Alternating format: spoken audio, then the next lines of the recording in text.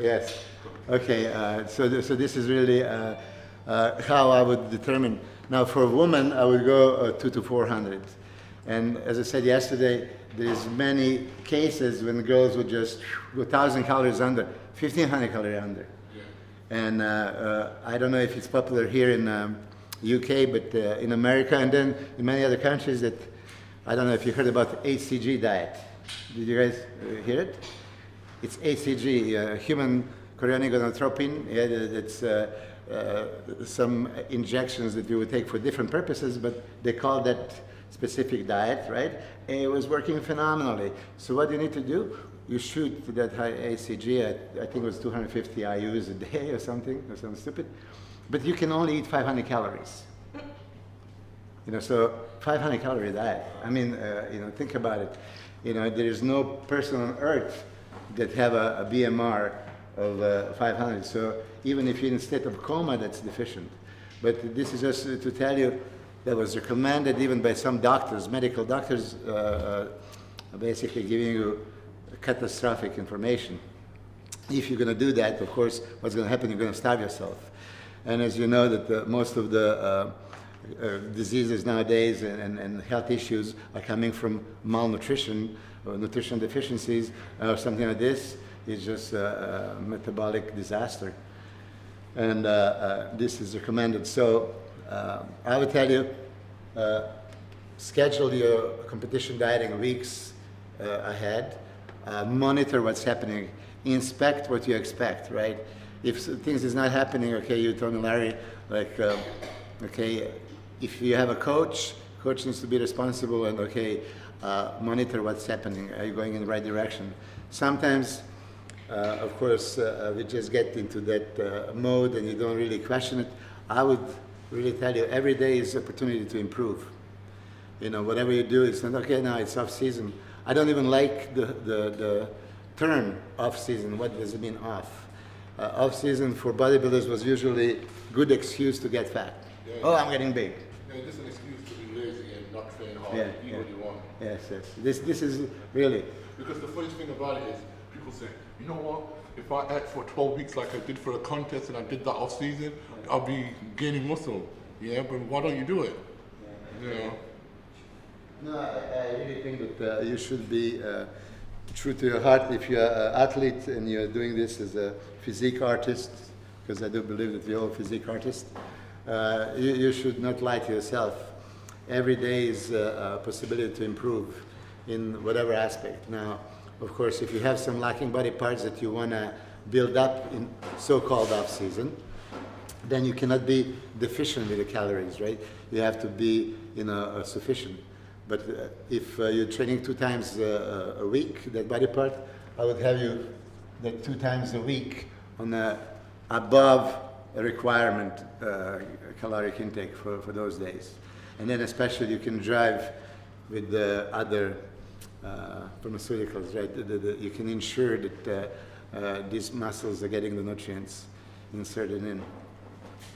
So if someone's under eating, so let's say for example, 800 to 1,000 calories when they first come to you, and their BMR say 2,000 calories, would you stagger their calories over a period of time? Would you kind of try and get them up straight up there? No, it would be risky to, okay, for example, if you're 1,000 calories less, right now, for a long time, and your requirement is 4,000, but your body is now having a metabolic rate of 3,000 because you were dieting like this. If I jump up you on 1,000 calories immediately, it's probably risk. Some of that would be stored, and some can be stored in the wrong places like body fat. So I would probably raise you up like 300 calories weekly. You know, so weekly it's a good enough period of time that I can slowly bring you back up. I would insist on, okay, intra-workout nutrition, so pre, during, post-workout supplements, because that's the safest way to bring those nutrients in. And I don't know how common it is here to take this pre, during, post. I haven't been really talking much about supplementation in England. I never even asked you, do you take a during workout supplement or no? Yeah, I do. You do? Yeah. Before I work out, I take some maltodextrin, dextrose, like about 50 grams, and take some BCAAs, some, yeah. Yeah, during as well. Yeah. So like I'll drink about 500 milliliters first, you know what I mean, before I start my workout. Yeah. And then I will just be sipping throughout my workout. And then when I finish, I'll have a post-workout drink. So you are doing it. So he's doing what I would be doing. But is it common in England? Not really, because the problem is when people are dieting, they're scared of the carbs. Yeah, I know. Yeah. So when they think they have to drink this many carbs while they're training, they're thinking they're gonna get fat. I know that, and I had that problem all the time. And the thing what I've learned is that while I'm like at first when I was doing it, I was feeling very full, and then after a couple of weeks, it just become normal now. That just like drinking water. And if I'm not drinking anything while I'm working out now, it feels weird. So yeah. Well, there you go. I mean, I don't know if you guys do it. Yeah, are you doing it? Yeah, intra. Yeah, and how much carbs do you take? It's around 50 grams of the target. Okay, all right. But was your question directed to your personal knowledge that you are deficient in calories? No, it's just obviously clients. We get Client, okay. the majority of clients Yes. get under it. Well, this is what I will tell you. And then This. it becomes a psychology part of it as well. We're trying to encourage them to eat more. And Yes. use more carbs. It is very, very hard. Even what he says, everybody is afraid. Well, please. Especially the girls are anyway. I know. Yeah. Yes. Yeah. But if girls would be on no carbs, right? Still, when they are training, think about it. Energy that is being used is glucose, and if you have the glucose, there is no way that glucose is going to go anywhere else but in the muscle. It's going to be either used up, or worst case scenario, it's going to be stored as a glycogen because it's pushed by the insulin that is released because of the glucose that you're taking. So you can never go wrong. I mean, if you don't practice this, start. So with, just say you have clients who are just strictly female fat loss, would you always use carbs and chocolate? And for fat loss, yes, because look, to accomplish first and second, maintain or gain, right? I would like in that anabolic phase, as I was saying throughout the day, we have a 24 hours, we have a fat burning phase, right here, fat burning phase, then maintenance, and we have anabolic phase right here. So woman, man, kid, senior citizen, I don't care. If you're training, your goal is probably to anabolize, so there is no way you can become anabolic without glucose driving the insulin into the bloodstream, driving amino acids, ATP, glucose into the muscle. So even if you are 4 weeks out from the show, and even if you're behind the schedule, this is better because you might build some muscle, metabolically active tissue that's going to require now more calories. So the worst thing is that you can have is when you need little calories. Like if you kill your metabolism and you are here, you only can have then 2,800, for example, because that's your metabolism. You want to have a 4,000 requirement, so you can play with that. And it's going up and down. Yesterday, Luca was here, that's Italian cardiologist who was being prepared by a good friend of mine, Mauro Sassi. And the picture that you showed me today, the guy that was like crazy ripped, and most of the guys that he trains are like this, it's just amazing. He does exactly that, cycle the carbs. You go 250, 150, 50, and then 500. So Milos, when you were saying yesterday, like the fat burning phase, and you have breakfast, and you wouldn't recommend no carbohydrates at breakfast time? No, this is, I know that you take, and Because like for me, yeah. I always have like my oatmeal for breakfast, Yes. and if I didn't have that, then I think I would. Crazy. I couldn't make up for the carbs later. I think. No. It's different. Maybe you didn't catch yesterday. Some people will give you carbs in every meal, no problem. Yeah, obviously. Yes. I was just thinking in general, most of the people that would always like to, lose some body fat right after the cardiovascular activity or interval training. That first meal, I would like to keep glucose in check. But they need to burn body fat. Yeah. So for somebody like you, that you say you have a fairly fast metabolism, you get in shape quite easily, and you still want to build up maybe quads to win that show that you're going to compete, I would not take oatmeal or any carbs away from you. Because that's what I was thinking. I'm thinking it's your goals in the day, and obviously what type of metabolism you got as well.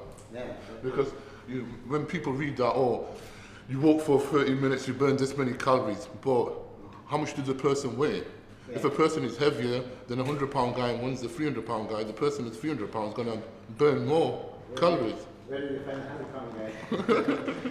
Yeah, no, absolutely. But in professional bodybuilding, of course, you talk about so you can't just have a basic guideline saying, oh, you're going to burn this many calories. Every man's going to burn that many doing cycling.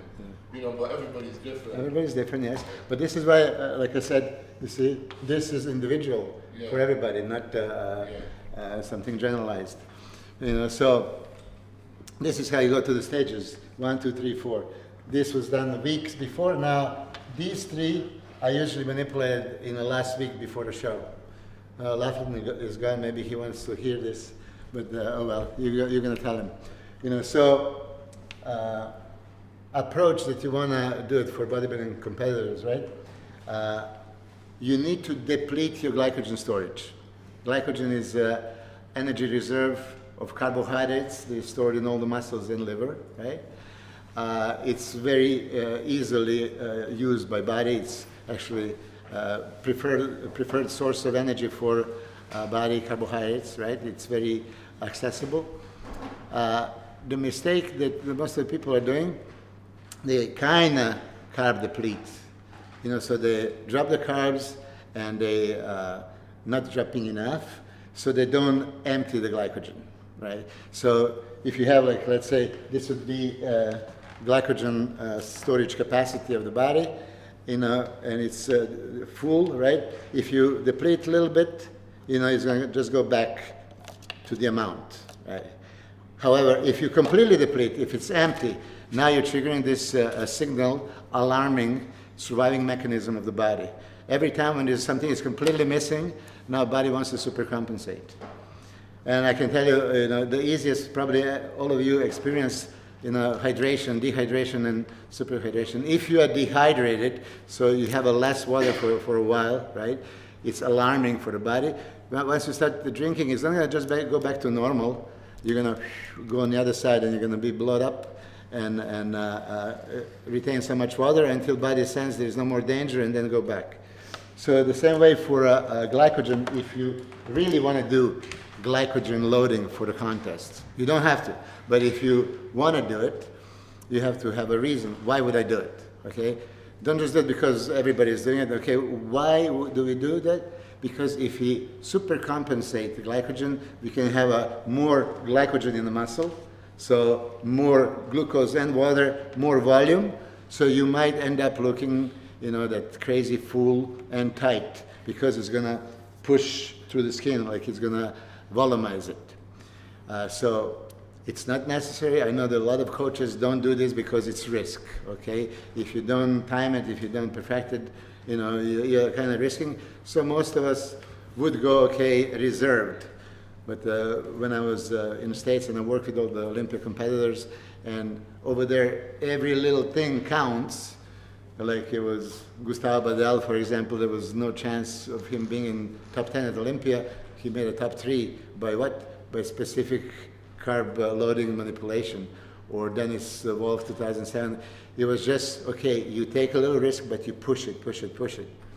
And so do you recommend that then?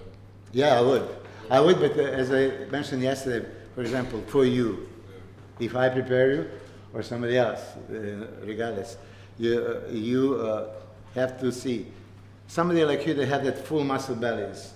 Okay, let's speak openly so there's no bullshit around. And I said this yesterday, you can win any pro show with the improved legs. Why? Because you have that crazy thickness and round muscle bellies. Now, if this round muscle belly is completely filled, you're small now in comparison to what you're going to look on stage. I mean, for many years I competed, right? And then people would see me, you know, after the contest, oh, you know, what happened to you? So what do you mean? Oh, you look so much bigger on the stage. No, not now. Not now. Even when I was competing, right? because they're constantly